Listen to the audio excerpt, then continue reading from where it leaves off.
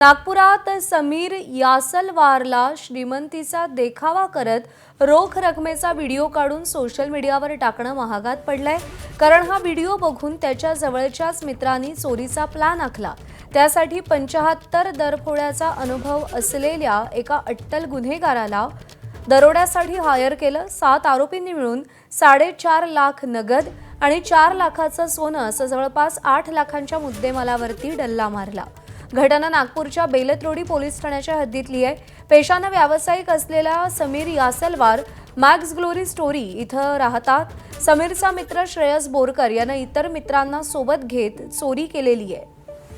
पोंग्या दाभणे यानं साथीदारासह घरात शिरून मुद्देमालावरती डल्ला मारला। मात्र चोरीचे पैसे कमी असल्याचं काही आरोपींना वाटलं, त्यामुळे चोरानं समीर यासलवार यांच्याकडे 40 लाखांची खंडणी मागितली। त्यामुळे पोलिसांनी तपासाची चक्र फिरवली आणि आरोपींच्या गाडीच्या लोकेशनचा वापर करून आरोपींचा शोध घेतला। पोंग्या दाभणे आणि अक्षय लोखंडेला पोलिसांनी अटक केली असून इतर आरोपींचा शोध सध्या घेतला जातोय। सखोल चौकशीमध्ये असं आम्हाला कळालं की फिर्यादी आम्ही स्वतः खूप श्रीमंत आहे हे दाखवण्याच्या माध्यमातून त्यांनी AIच्या थ्रू त्यांनी असे पैशाचे काही व्हिडिओज तयार केले होते आणि ते व्हिडिओज त्याच्या काही गोष्टींसाठी मित्रांकरता त्यांनी सर्क्युलेट करून तो दाखवत होता। यही बाब आरोपी जो आहे श्रेयस बोरकर यांनी ती हेरली। सर्व्हिलन्स ठेवल्यानंतर आम्ही त्यातले 2 आरोपी अरेस्ट केले, समेत दाभणे आणि अक्षय लोखंडे।